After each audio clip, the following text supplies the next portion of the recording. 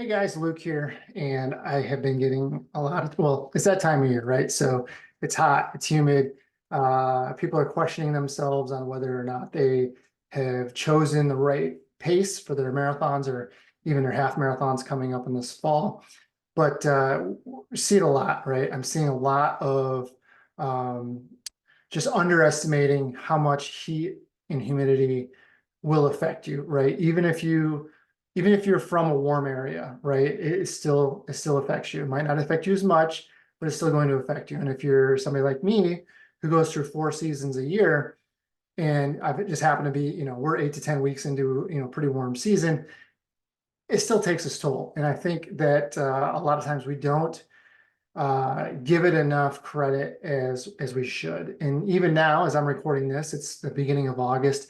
A lot of you have ramped up your training and you are in a much better position than you were, say, in June, but you're still struggling. And now why you're struggling could be different reasons too. And I don't really want to go into that, but I just want to go into why heat and humidity will affect you. And I want to look at it in terms of VO2, because if you've listened to me at all, I'm always telling people pace does not equal intensity. You really have to learn efforts and things like that. And we have to learn how to equate efforts to adjustments in pace to get the right effect we want from a workout, right? And so I'm seeing that a lot. I've seen that twice in our Team LHR forums just in the last week, where people have had some things in workouts and they're really wondering why things are going on. And some of it, I think, is some data that they're getting isn't quite as accurate as we would like it to be. But I also think it is in terms of we're not adjusting paces based on what's going on with our body, right? And so, so let's look at in terms of VO2, because when I'm talking about that, like if you express marathon pace, like a person can run a marathon at X percentage of their VO2, or we describe lactate threshold as X percentage of their VO2 max, right? And so that's where VO2 really comes into play here. And I know VO2's got a lot, especially VO2 max has gotten a lot of attention lately. I don't know. VO2, having a high VO2 max is better than not having a high VO2 max, but there's a lot of other factors involved in there too. So I don't really want to hash into that, but I really want to just go over what is actually our VO2, what is made out of, right? And so it's this little thing called the Fick equation, right? If you want to look that up. What that says is that VO2 equals your cardiac output times something that's called your AVO2 difference. And so I want to get into what your cardiac output is and what the AVO2 difference is, and show you why physiologically it is harder to run at paces in the summer in heat and humidity, much harder than it is, say, in the fall or whatever, in a much better environment. So what is cardiac output? So cardiac output is essentially how much blood we can get our heart to push out. And so it's heart rate times your stroke volume. So I don't have to go into heart rate. We all know what that is. Stroke volume is the amount of blood that is pumped from our left ventricle over the course of a minute, right? So stroke volume, your blood, your heart, your atriums will contract, and what that does is pushes the blood into the lungs, where it gets oxygenated. It comes back into the ventricle, and then the left ventricle is pumping that into your bloodstream. So that's what we're looking at. How much is that left ventricle pumping out per contraction? And so how we make that up is we take what our systolic volume versus what our diastolic volume is. So think of your blood pressure. You have 120/80. That 120 is your systolic, that 80 is your diastolic. All that means is the systolic is when your ventricle, when the ventricle fills, that's your diastolic, right? It's under less pressure, it's expanded.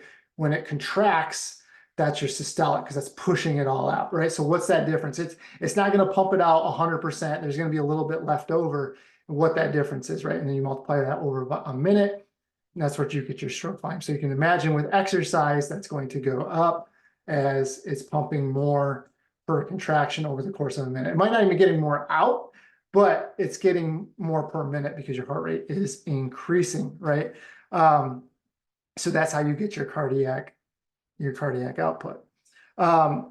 So that's the first part of that equation. The second part of that equation is your AVO2 difference, and that is simply a measure. And there's not really a good way to do it unless you can do it with a VO2 max if you're hooked up to a metabolic cart and you get the gas differentials, things like that. But there's not really an easy way to do that. But your AVO2 difference is essentially the difference in oxygen that's being in the blood versus what's extracted to go to the muscles, right? So you can imagine at rest when you don't need as much oxygen, the difference is lower, right? There's not much difference. I think what I read was on average 100 milliliters per minute or something like that, and maybe 5 milliliters is actually extracted out during rest.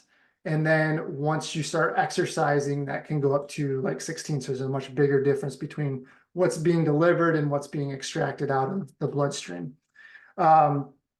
So what we know is that we can work through this in terms of how that's going to affect our ability to exercise, right? So when we're taking that, we're looking at basically saying that your VO2 is going to be dependent on what your heart rate is times your stroke volume times what that difference in oxygen delivery is, right? And so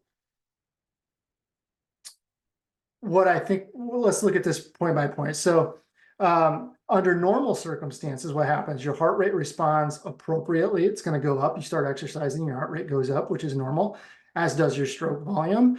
This means that your cardiac output will rise with exercise, and it levels off at a certain point. The closer you get to maximum, it's going to level off. You can still sustain exercise, but you're not really going to get more juice from the squeeze, right?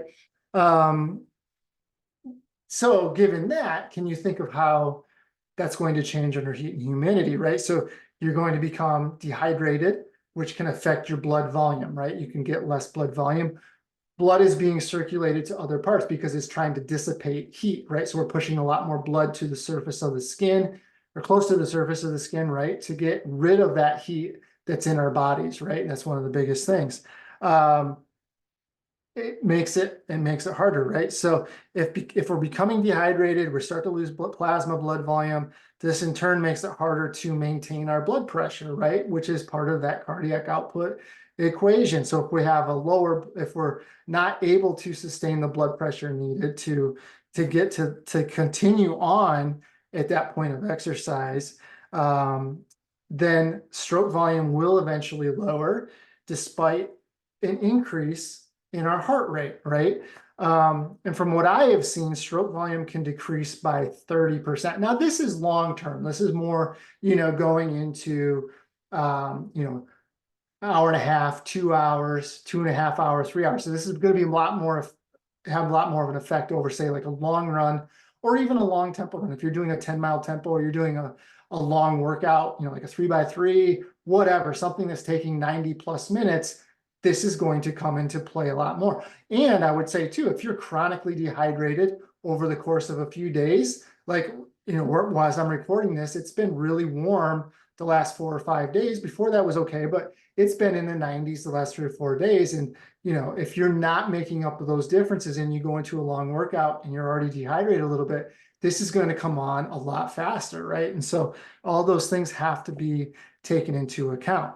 All right, so the basic premise of that is that a heart rate that produces a cardiac output on a nice day is not going to produce the same cardiac output on a hot and humid day, right? It's going to be a much lower cardiac output, even though the heart rate is the same, right? And so that alone right there will affect your VO2 because VO2 equals cardiac output times your AVO2 difference, right? And so that's the primary issue right there, right? Especially as you get into longer and longer workouts. So if you're warm and you're dehydrated, you're going to have a lower cardiac output. And so from from a study I saw, found that cardiac output decreased, as we already discussed. VO2 difference may be a little bit more complicated. The AVO2 difference might be a little bit more complicated because that's going to get bigger as you exercise anyway, but it's going to get even bigger if you're warm and you're humid, and it's forced to push more blood out to the extremities to sweat and get heat dissipated from the body. And then if it's humid, what causes that heat dissipation is the fact that it's a bigger difference between the skin and the air. And so if there is no difference because it's 100% humidity or whatever, then the body's reaction is to sweat more because that difference in temperature and in humidity between the body and the air isn't as big, right? And so it has to find a way to keep trying to push more heat out. So it's a cycle of sweating more, but not being able to dissipate it as fast, and it just ultimately, it compounds on itself. Okay, so anyway, so we know that the heat affects arterial blood diffusion, whether it's dehydration, body temp, blood distribution. You're going to see higher differences in that AVO2. And exercise is going to produce a greater extraction of that oxygen from the bloodstream. So maybe it's more of a constant variable because we know it's going to increase anyway. But my argument, I guess, is this, is that as that number increases, it's going to increase the VO2, but it all comes down to the fact that, especially if you're looking at heart rate on your workout and that heart rate is really high, but the paces are slower. Why is that? Well, if you have the higher AVO2 difference, that's also a component into the VO2. So if that's higher cardiac, the bottom line is you're going to produce a lower VO2 at a higher heart rate, right? So if you have a heart rate of 175 and that's typically at your lactate threshold, that might be lower, that might be slower than marathon pace now just because of the differences in cardiac output. And then you have a big difference in your AVO2, right? So that VO2 number is going to be high, but the pace representing it is going to be much slower, right? Because things don't add up. And so we know that in heat and humidity, you can see 30 to 50% decreases in VO2, right? So again, you're working harder to produce less VO2, right? And that's the number. Or you're producing a high VO2, but it's taking a lot more work to do it. And so you fatigue a lot quicker. And like I said, I don't think that's a big surprise to anybody, but I think they underestimate how big that number can be, right? Obviously, if you live in Florida in the summer, you're going to be a little bit more accustomed to that than somebody like me, who even up until a couple of weeks ago, I was getting mornings that were in the low 50s in the morning. It was very comfortable to run in, even though I got up to like 85 during the day. But then now it's like 75 and humid all day. And it's like, oh my gosh, it hit me. It's like I'm starting summer all over again, right? And so that's the thing. But so just to recap what this means, right? In a normal setting, as exercise increases, heart rate and stroke volume are also going to increase, as does your AVO2. All those things increase. The result is you're going to produce a higher VO2. And if you're using heart rate to represent your work effort, then you're probably okay because that rise in heart rate is going to be proportional to the work that you're doing. So if you've ever seen those heart rate to VO2 max charts where somebody's doing a graded exercise test, you know that it's a linear response. For every increase in VO2, you get a similar increase in heart rate. And so then you can use a heart rate to represent how hard you are working. However, in a warm and humid environment, that heart rate is going to be disproportionately higher because of the reasons we've already discussed. But, let's just use body temperature and cooling as the main factor. Stroke volume is going to generally decrease because of this dehydration and trying to dissipate body heat and all that good stuff. And then AVO2 is going to disproportionately increase because it's trying to extract more oxygen into the muscles to help push out, well, one, fund your exercise, right? You got to pay for your exercise, but then also that blood is being distributed to more places to try to dissipate the body heat, the body heat, right? And keep our body temperature low. And if it can't, then all that increase in body temperature is also going to create an effect on our ability to do the work. So I guess how I would say it, instead of, I stated that VO2 can drop 30 to 50% in the heat. I think another way to state that is that it might take as much as 30% to 50% increase in your VO2, meaning you're going to have to work a lot harder to maintain the pace that you normally would at a much lower VO2, given it was better temperatures and better humidity levels, all that good stuff. now, like I said, with acclimation, those numbers will probably improve, but it's never going to be perfect. Like you're never going to get back to like, my goal pace is 8-minute miles in a 50-degree day, then even though I'm training all summer in, hot and humid temperatures, I'm never going to get to the point where that 8-minute pace is the same 8-minute pace in a cold day versus a warm day, right? There's always going to be a difference in that effort. It might not be 8:20, 8:30 per mile. It still might, but it might be still be like 8:05 to 8:10 per mile. But you will definitely narrow that down, but it's never going to be perfect. But the bottom line is that if you've got to adjust your expectations on warm and humid days, even if, as I'm recording this, it's in August, you've been training in the summer. It's never going to be it's never going to be a perfect match. The thing you have to do is adjust accordingly, learn the efforts. And so a lot of my athletes are doing this now is they started off with big differences in what their pace adjustments were. And now those adjustments have narrowed down, but they're still slower than what their goal pace is in the winter.